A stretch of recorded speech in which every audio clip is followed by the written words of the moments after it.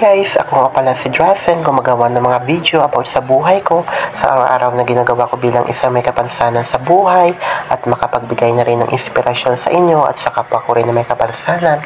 At kung na-appreciate nyo yung ginagawa ko sa video, don't forget to subscribe, like, and click the notification bell para maging updated ka sa aking mga susunod na video. Thank you and God bless to all.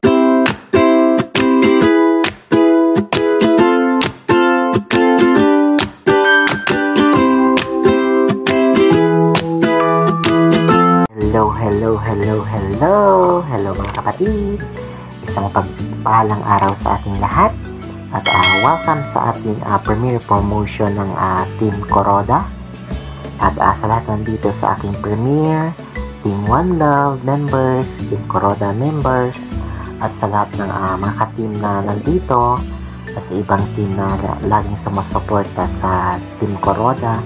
Mega shoutout sa inyong lahat at maraming salamat sa walang sawang pagsuporta sa aking premiere sa tuwing ako'y may live at saka sa pag-support nyo lagi sa akin at sa mga blessings at kabutihan at pagtulong nyo sa aking mga kapatid. Kaya ayan, for today's video pala mga kapatid ay mag-washing tayo ng ating wheelchair. At kumbaga huhugasan natin yung ating wheelchair mga kapatid. Ayan, nagpabula na ako ng soap powder sa batya. At pasamantala ay kususan natin yung ating wheelchair para kahit paano matanggal din naman yung mga dumi dyan. Siyempre ginagamit natin yun sa araw-araw. At alam niyo ba mga kapatid, yung wheelchair katulad namin na may mga kapansanan na kagaya ko, yung wheelchair para sa aming mga kapatid is parang pangalawang buhay na namin ng mga kapatid. Kumbaga kasama niya sa aming buhay dahil yung wheelchair kung sa part ng aking sitwasyon, siya yung nag-guide sa akin kung saan ko gusto pumunta, mga ibang lugar, like kasama ako sa mga for example sa mga makalabas-labas din tayo sa mga bahay, makapunta tayo sa ibang lugar. So yung wheelchair ko yung kaagapay ko kapatid. Parang marka na yun ng aking buhay. Na kumbaga kung saan ako naroroon, dapat nandun na yung aking wheelchair kasi yan lang yung katuwang ko sa aking sarili. Kumbaga makapag libot-libot man lang tayo or makapag-ikot-ikot tayo sa labas ng bahay. Diba? Sa kumakama kahit makapagpasyal man lang, diba, na marutulak tayo ng ating mga kaibigan, ating mga pinsan, or kung sino yung gustong tumulak sa akin, sa aking wheelchair. Kaya malaking bagay sa akin na mga kapatid yung aking wheelchair at yan kapatid at sa awa ng Diyos na siguro kapatid mga 3 years or 4 years na yan yung aking wheelchair, medyo may kalumaan na rin at yung kanya mga inaano na sa kanyang paa, yung inaapakan ng paa medyo nagkakalawang na at sa mga brake niya hindi na yan gumagana mga kapatid dahil sa sobrang tagal na ilang taon na hindi na gumagana yung kanyang mga brake. Yung kanyang gulong ay yung kanyang gilid ng mga gulong ay kinakalawang na, yung sa likuran, yung kanyang tela, yung kanyang pagtahi is nagkatanggal-tanggal na mga kapatid yung mga hilo. So medyo may katagalan na rin kasi kapatid, almost 4 years na. So yung last date sa atin yan ni last na donate sa atin yan ng ating sponsor na from Italy na nakilala din natin sa YouTube at na sa pamaraan ni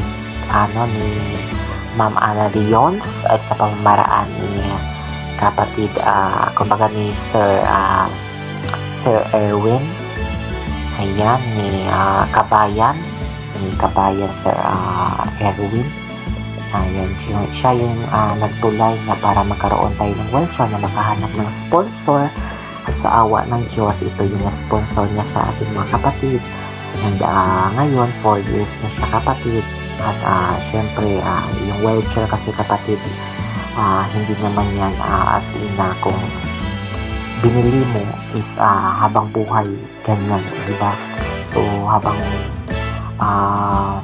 lumilipas yung taon, syempre, nag-iiba din yung ano ng ating wheelchair kasi ginagamit natin sa araw-araw. So, may kalumaan na rin mga kapatid. Kaya kahit paano, kahit ano, masasakyan pa rin natin.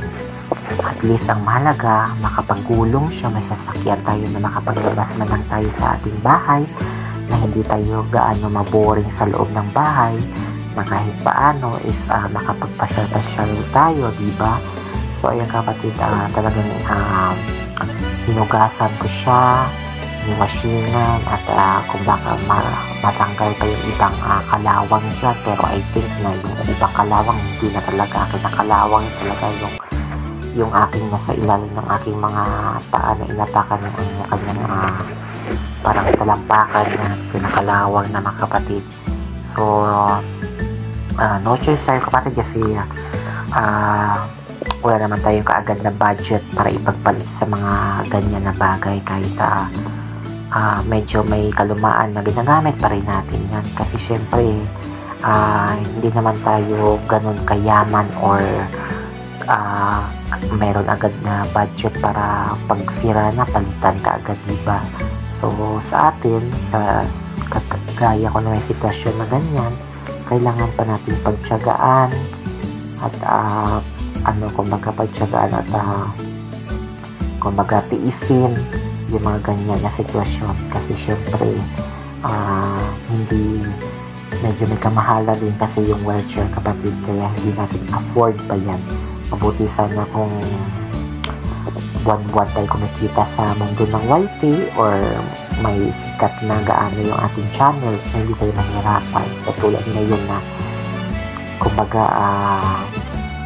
nag-uumpisa pa lang tayo at hindi natin alam kung ano yung magiging kapalaran natin dito sa mundo ng YT, lalo na sa akin na ginawa ko na siyang full time kasi wala na akong other income or other na like trabaho na kukunan ng pangailangan natin. So talagang dito na lang talaga ako sa YouTube kumbaga binubuhos yung oras ko, yung effort ko, lalo na yung pagpupuyat ko.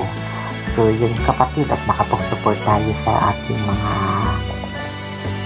ka-member, ating katiman natin o hindi, sinusuportahan natin sa abot ng ating makakaya, sa abot ng ating makakaya na makapagbigay ng tulong.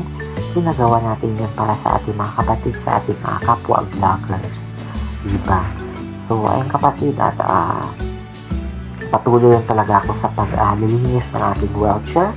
Kinukuskusan ko siya kung saan banda yung may mga dumi at kung saan yung mga bandang may dumi na matatanggal pa, kasi yung iba hindi talaga as na matatanggal kapatid, gaya ng medyo yung may katagalan na talaga yung yung wheelchair na yan, almost 4 years na, so going to 5 years na yan kasi kapatid.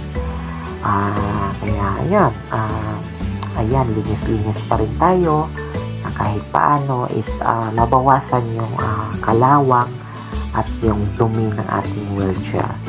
So yun mga kapatid, I hope na mag-enjoy kayo at I hope na ma-appreciate nyo yung bawat content ko sa aking mga upload, na tanging hanad ko lang is makapagbigay ng inspirasyon sa inyong lahat, sa lahat na naka-appreciate sa aking video, at sa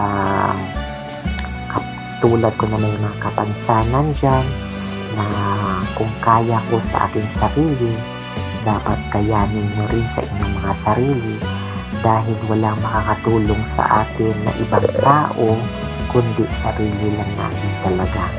Kaya labanan talaga tayo sa buhay, huwag mawalan ng pag-asa na kahit anong sitwasyon yung meron tayo, talagang labanan talaga tayo sa buhay. Kasi si Lord yung nakakaalam sa lahat, kung ano yung para sa atin, kung ano yung nakakabuti sa atin, kung ano yung blessings na naghihintay sa atin, kung para talaga sa atin yun, para talaga sa atin yung mga kapatid. Kaya yun, labanan talaga. At wala akong hinangad sa buong buhay ko na kumbaga kundi ang makapagbigay ng saya sa ating kapwa-tao sa abot ng ating makakaya, na hanggang kaya natin magpatawa sa ating mga live, hanggang kaya natin makisuporta, tumulong sa nangailangan, sa kaalaman natin sa mundo ng YT. Tutulong tayo, diba? Kasi ikakaangat ng isa, dapat ikakaangat ng lahat. Kasi walang ibang tutulong dito sa mundo ng YT, kundi tayo lang naman din, mga kapatid, diba?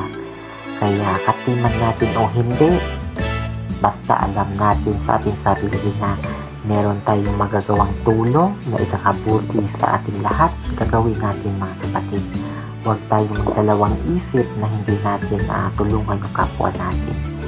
Dahil si Lord yung nakakaalam sa lahat kung ano yung ikakabuti sa ating mga sarili, kung gumagawa tayo ng kabutihan sa ating kapwa-tao, diba?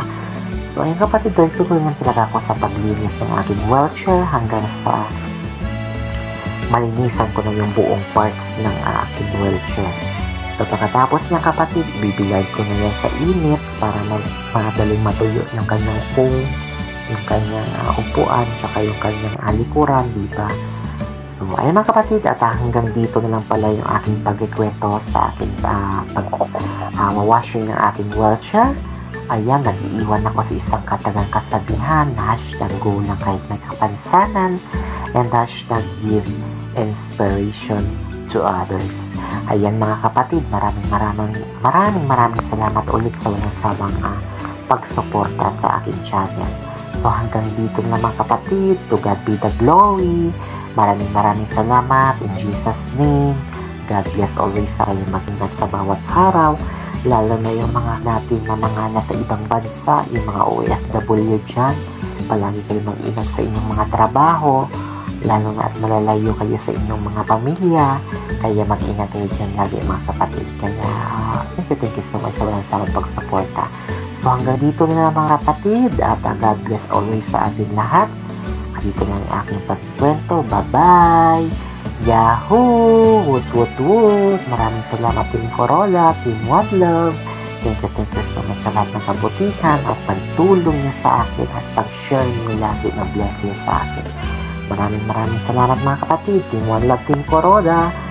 More power sa ating mga team at sa mga members natin. Ayan, bye-bye everyone. And nagala shoutout sa ating lahat. And naging masaya lang tayo sa mundo ng YT. Be patient always and be happy always sa YT. Bye-bye mga kapatid. And God bless always sa ating lahat. To God be the glory. In Jesus' name. Amen. Bye-bye.